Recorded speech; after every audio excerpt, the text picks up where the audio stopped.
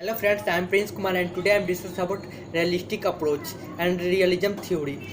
Realism theory को hence मार्गेंथ्यू ने दिया था जिसको उन्होंने अपनी book the politics among Nations में सन 1980 में डिस्क्राइब किया है और उन्होंने बताया है कि ये जो इंटरनेशनल रिलेशंस है वो ह्यूमन नेचर पर डिपेंड करता है। जिस प्रकार से एक ह्यूमन नेचर बहुत सेल्फिश होता है और कोई भी वो रिलेशन बनाता है तो अपनी सेल्फ इंटरेस्ट को फुलफिल करने के लिए बनाता है, उसी प्रकार जो कोई स्टेट है वो दूसरे स्टेट से रिलेशन बनाता है ताकि वो अपने इंटरेस्ट को फुलफिल कर पाए। उन्होंने रियलिस्टिक थ्योरी में यही बताया है। इसके जो सपोर्टर्स थिंकर्स है जैसे कि चाणक्य ने अपनी बुक अर्थशास्त्र में यह डिस्क्राइब किया है कि यही स्टेट क्राफ्ट दिया है और उसमें उन्होंने बताया है कि जो स्टेट के डिफरेंट पिलर्स है उनको किस प्रकार से वर्क करना चाहिए। उन्होंने ये बोला है कि जो वॉर है, जो युद्ध है, वो इमोरल नहीं है, it is a result of Waller. यह वीरता का एक परिणाम है। दूसरे जो थिंकर हैं वो मैकियावेली, उन्होंने कहा है कि जो ये 16th सेंचुरी के इटली के फिलोसफर रहे हैं जिन्होंने अपनी बुक प्रिंस में ये बताया है कि जो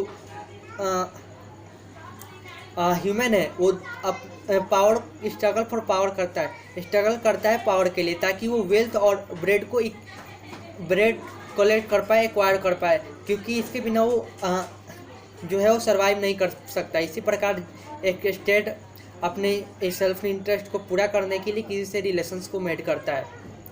दूसरे जो थिंकर्स है वो है होप्स है। उन्होंने कहा है कि किसी भी हर एक इंसान का जो पर्पस होता है वो सेल्फ प्रिजर्वेशन होता है और सेम पर्पस स्टेट का भी होता है। वो सेल्फ प्रिजर्वेशन करता है ताकि वो अपने सेल्फ इंटरेस्ट को फुलफिल कर पाए।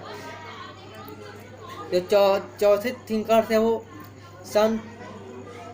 सन टूजी है, जो चाइना के फिलोसफर है। उन्होंने अपने बुक आर्ट ऑफ वॉर में ये डिस्क्राइब किया है कि जो पावर है कोई इंस्ट्रूमेंट की तरह है जिससे जो स्टेट अपने गोल को अचीव करता है।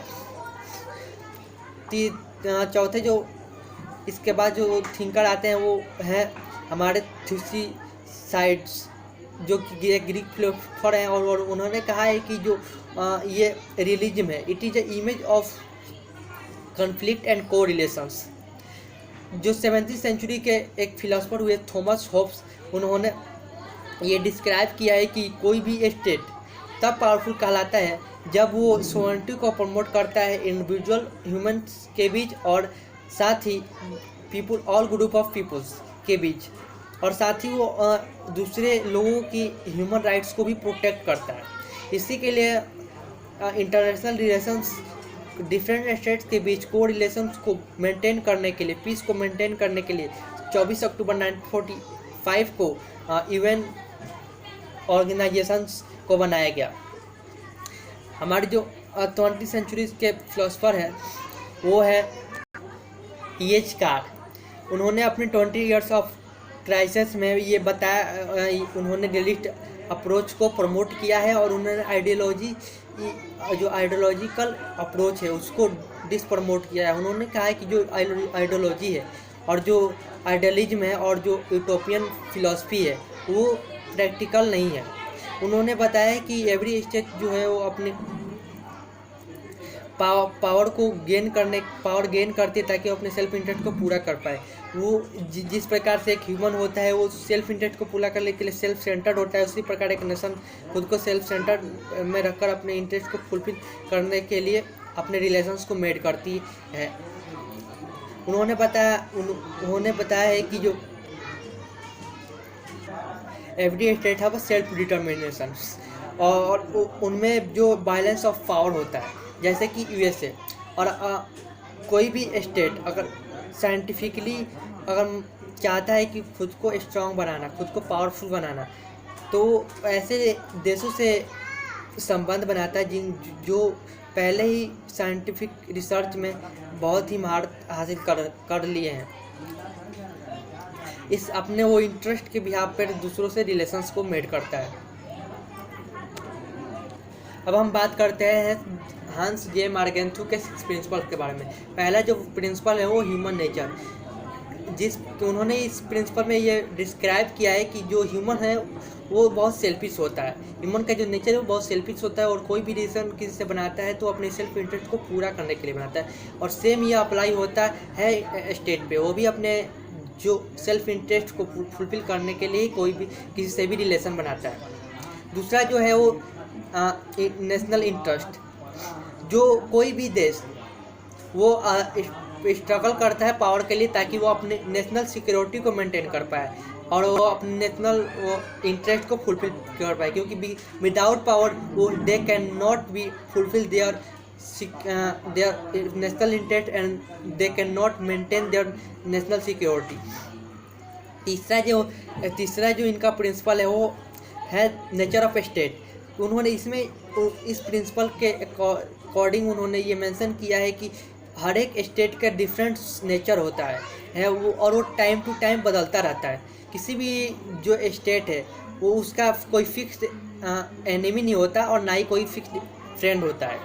वो कभी भी कोई भी दोस्त जो नेशनल इंटरनेशनल रिलेशन में कोई भी दोस्त किसी का दुश्मन बन सकता है कभी भी, और कोई भी दुश्मन दोस्त बन सकता है। चौथा जो है वो मोरालिटी। उन्होंने जो रियलिस्ट थ्योरी है वो टोटली जो मोरालिटी को डिसप्रमोट करती है। वो बोलती है कि जो इंटरनेशनल रिलेशन है वो मोरालिटी को एथिक्स को एक्सेप्ट नहीं करता। No universal model. पांचवा जो है वो नो यूनिवर्सल मॉडल ऑफ एग्रीसेट मोरालिटी। तो उन्होंने बताया है कि हर एक देश की डिफरेंट मोरल वैल्यूज होते हैं जो एक दूसरे से अलग होते हैं, और कुछ देश जो होते हैं वो रिलेशंस को मेड करते हैं अपने इंटरेस्ट को फुलफिल करने के लिए, और साथ ही उसमें वो फॉरेन पॉलिसी में अपने मोरल वैल्यूज को भी ऐड करते हैं, लेकिन ये हर जगह इम्प्लीकेबल नहीं है। 6 जो प्रिंसिपल है वो ऑटोनोमस है। उन्होंने ये बताया कि जो भी देश किसी देश से रिलेशन बनाता है तो उसकी वो जो पॉलिटिकल बाउंड्री है वो वहाँ तक बढ़ जाती है, स्प्रेड हो जाती है, और वहाँ उस पॉलिटिकल बाउंड्री में वो अपने काम कर सकता है ताकि वो अपने इंटरेस्ट को पूरा कर पाए। जैसे कि उसको अगर अपनी इकोनॉमी को बूस्ट करना है और उसने किसी देश से रिलेशंस मेड किए हैं तो वो उस देश में इकोनॉमी को अपनी प्रमोट करने के लिए ट्रेड कर सकता है। अब हम बात करते हैं criticism of realism theory. Hans Morgenthau के अकॉर्डिंग जो नेशनल इंटरेस्ट होता है, जो नेशनल इंटरनेशनल पॉलिटिक्स होता है, जो इंटरनेशनल रिलेशंस होता है वो डिपेंड करता है ह्यूमन नेचर पे। जैसे कि ह्यूमन नेचर सेल्फिश होता है और अपने रिलेशंस को बनाता है ताकि वो अपने इंटरेस्ट को फुलफिल कर पाए, उसी प्रकार यह सेम थिंग स्टेट पे अप्लाई होती है। लेकिन ऐसा नहीं है। जो इंटरनेशनल रिलेशन केवल उसके लिए इम्पोर्टेंट नेशनल इंटरेस्ट ही नहीं होता बल्कि इंटरनेशनल को रिलेशंस भी होता है। दूसरे जो पहले थिंकर हैं जिन्होंने हैंस मार्गेंथू के को क्रिटिसाइज किया है, उन्होंने बैरो वासरमैन, उन्होंने ये डिस्क्राइब किया है कि जो मार्गेंथू का जो प्रिंसिपल है वो अब्स्ट्रैक्ट है, वो अनप्रूवेबल है, क्योंकि जो उन्होंने नेसेसरिज्म का जो उनका लॉ है वो अनप्रूवेबल है। उस पर इसका कोई बेस नहीं है कि जो मतलब कोई भी जैसे ह्यूमन अपनी नेसेसिटी को स्ट्रगल करता है पावर को गेन करने के लिए ताकि वो अपने वेल्थ और ब्रेड की नेसेसिटी को फुलफिल कर पाए, तो ये इसको उन्होंने क्रिटिसाइज किया है। तीसरे जो है वो हॉजमैन है।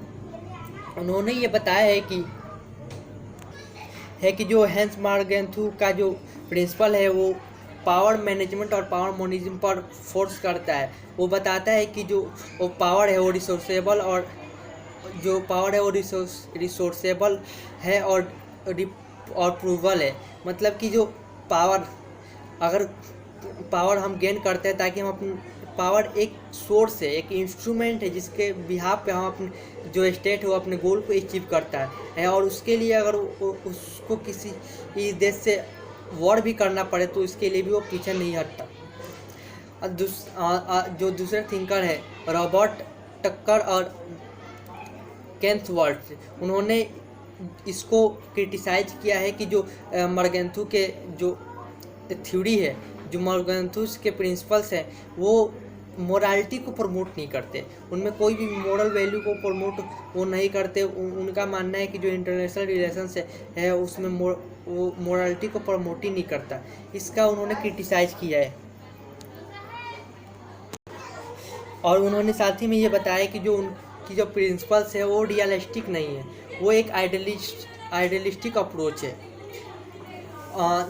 जो उसके बाद जो थिंकर है रॉबर्ट टिकर, उन्होंने ये मेंशन किया है कि जो every state have on political ambitions to fulfil their जो रॉबर्ट टिकर है उन्होंने ये मेंशन किया है कि जो स्टेट है, जो मर्गेंथू का जो प्रिंसिपल है कि जिससे हम देश से हम कोई रिलेशन बनाते हैं तो हम फ्री होते हैं किसी उसके बॉर्डर में कोई भी काम करने के लिए, लेकिन इसको उन्होंने क्रिटिसाइज किया है कि ऐसा नहीं है। तो पांचवें जो है वो स्किट ब्रिचिल, उन्होंने ये कहा है कि जो रियलिज्म थ्योरी है वो यूटोपियन कॉन्सेप्ट को नहीं फॉलो मानती है, वो जो आइडियलिज्म थ्योरी को नहीं मानती है कि जो नेशंस है वो